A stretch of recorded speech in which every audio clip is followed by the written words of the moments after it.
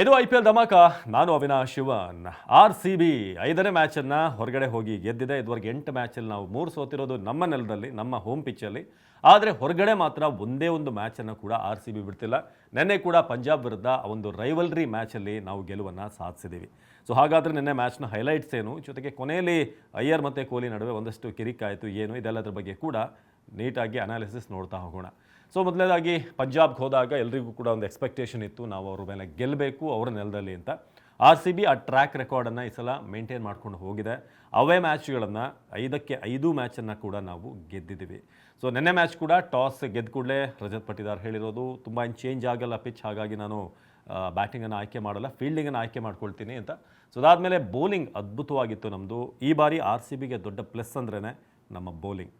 ಇಷ್ಟು ವರ್ಷ ನಮಗೆ ಕೇಳಿ ಸಾಕಾಗಿತ್ತು, RCB ಬೌಲಿಂಗ್ ಸ್ಟ್ರಾಂಗ್ ಇಲ್ಲ, ವೀಕ್ ಇದೆ, ರನ್ ಮಿಷಿನ್ಗಳು ಅಂತ.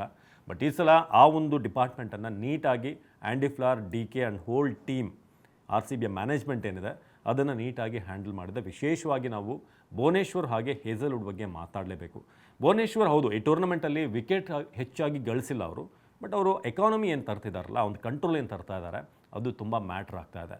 ಅದು ಪ್ರೆಷರನ್ನು ಬಿಲ್ಡ್ ಮಾಡ್ತಾ ಇದೆ ಆಪೋಸಿಷನ್ ಟೀಮ್ಗೆ. ರನ್ ಗಳಿಸೋಕೆ ಹೋಗಿ ಅವರು ವಿಕೆಟನ್ನು ಕೈ ಚೆಲ್ತಾ ಇದ್ದಾರೆ. ಅದರ ಲಾಭ ಉಳಿದವ್ರಿಗೆ ಆಗ್ತಾ ಇದೆ. ಹೇಸಲ್ವುಡ್ಗೆ ಇರ್ಬೋದು, ಯಶ್ ದಯಾಳ್ ಇರ್ಬೋದು, ಸುಯೇಶ್ ಶರ್ಮಾ ಕೂಡ ನೆನೆ ಬ್ಯೂಟಿಫುಲಿ ಬಾಲ್ ಮಾಡಿದ್ರು. ಮೊನ್ನೆ ಮ್ಯಾಚಲ್ಲಿ ಅವರೇ ಒಂದು ಹಂತಕ್ಕೆ ಮ್ಯಾಚನ್ನು ತಂದು ನಂತರ ಅವರೇ ಬಿಟ್ಕೊಟ್ರು. ನೆಹಲ್ ವಧೇರಾ ಕೊನೆಯದಾಗಿ ಮುಗಿಸಿದ್ರು ಮ್ಯಾಚನ್ನು.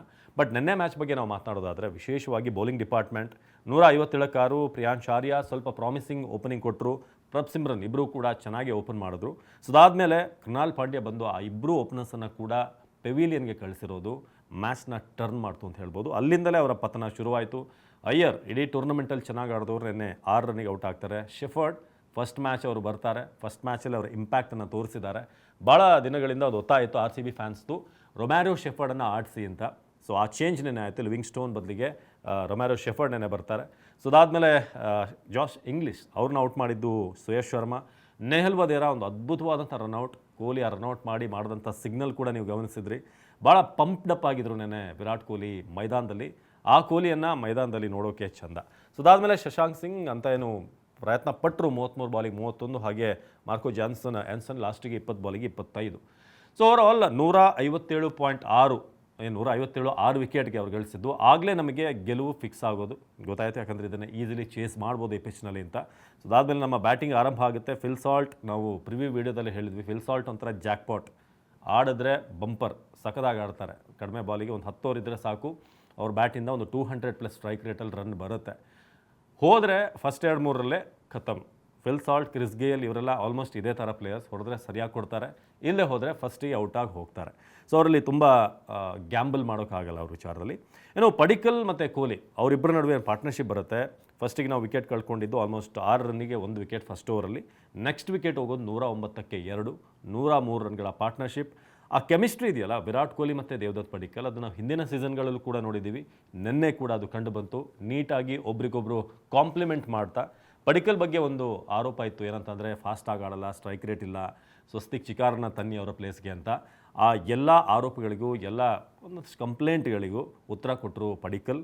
ಒಂದೊಳ್ಳೆ 174 ಸ್ಟ್ರೈಕ್ ರೇಟ್, 35 ಬಾಲಿಗೆ 61, 4 ಸಿಕ್ಸರ್ ಇತ್ತು, 5 ಬೌಂಡ್ರಿ ಇತ್ತು.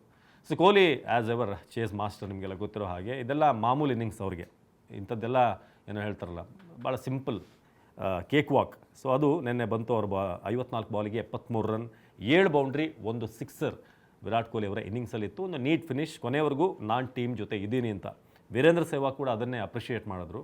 ಕೊಹ್ಲಿ ಆ ಕೊನೆ ತನಕ ಟೀಮ್ ಜೊತೆ ನಾನು ಇರ್ತೀನಿ, ಫಿನಿಶ್ ಮಾಡೇ ನಾನು ಹೋಗೋದು ಅನ್ನೋ ಒಂದು ಭರವಸೆ ಕೊಡ್ತಾರಲ್ಲ, ಅದೇ ಒಬ್ಬ ಸೀನಿಯರ್ ಪ್ಲೇಯರ್ ಮಾಡಬೇಕಾದಂಥ ಅಥವಾ ಲೆಜೆಂಡ್ ಮಾಡಬೇಕಾದಂಥ ಕೆಲಸ ಅಂತ. ಸೊ ಅದಾದಮೇಲೆ ರಜತ್ ಪಟಿದಾರ್ ಸ್ವಲ್ಪ ಫೈರ್ ಮಾಡುವಂಥ ಪ್ರಯತ್ನ ಪಟ್ಟರು, ಆದರೆ 12 ರನ್ನಿಗೆ ಔಟ್ ಆಗ್ತಾರೆ. ಜಿತೇಶ್ ಶರ್ಮಾ ಕೊನೆಯದಾಗಿ ಒಂದು ಬ್ಯೂಟಿಫುಲ್ 6 ಹೊಡೆದು ಮ್ಯಾಚನ್ನು ಫಿನಿಶ್ ಮಾಡಿದ್ರು. 18.5 ಓವರಲ್ಲಿ ನಾವು ಮ್ಯಾಚನ್ನು ಫಿನಿಶ್ ಮಾಡಿದ್ವಿ. ಬಟ್ ಹಾನೆಸ್ಟ್ಲಿ ಹೇಳಬೇಕಂತಂದರೆ ನಾವು ಇನ್ನೂ ಸ್ವಲ್ಪ ಬೇಗ ಮುಗಿಸ್ಬೋದಾಗಿತ್ತು ಮ್ಯಾಚನ್ನು. ಒಂದು ನೆನ್ನೆ ಹೇಗೆ ಮುಂಬೈ ಇಂಡಿಯನ್ಸ್ CSK ವಿರುದ್ಧ ಫಿನಿಶ್ ಮಾಡಿದ್ರಲ್ಲ, ಹಾಗೆ 15-16 ಓವರ್ಗೆ ಫಿನಿಶ್ ಮಾಡಿದರೆ ನಮ್ಮ ರನ್ ರೇಟ್ ಸ್ವಲ್ಪ ಇಂಪ್ರೂವ್ ಆಗಿರೋದು. ಬಟ್ ಸ್ವಲ್ಪ ಪಿಚ್ ಚೆನ್ನಾಗಿತ್ತು, ಚಹಲ್ ಚೆನ್ನಾಗಿ ಮಾಡಿದ್ರು. ಹಾಗೆ Harpreet Brar 4 ಓವರ್ಗೆ 27 run, 1 wicket. So Harshdeep Singh ಕೂಡ ಒಂದಷ್ಟು ಕಂಟ್ರೋಲ್ ವಾಪಸ್ ತಂದಿದ್ದರಿಂದ ಮ್ಯಾಚ್ ಸ್ವಲ್ಪ ಟೈಟ್ ಆಯಿತು.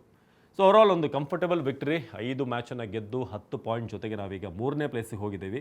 ಏನು ಉಳಿದಿರುವಂಥ ಮ್ಯಾಚ್ಗಳಲ್ಲಿ ಕೆಲವೊಂದು ಮ್ಯಾಚ್ಗಳು ಟಫ್ ಆಗಿರುತ್ತೆ. ಅದು ಹೋಮ್ ಪಿಚ್ಚಲ್ಲಿ ನಾವು ಒಂದು ಸೊಲ್ಯೂಷನನ್ನು ಕಂಡುಕೊಳ್ಬೇಕು.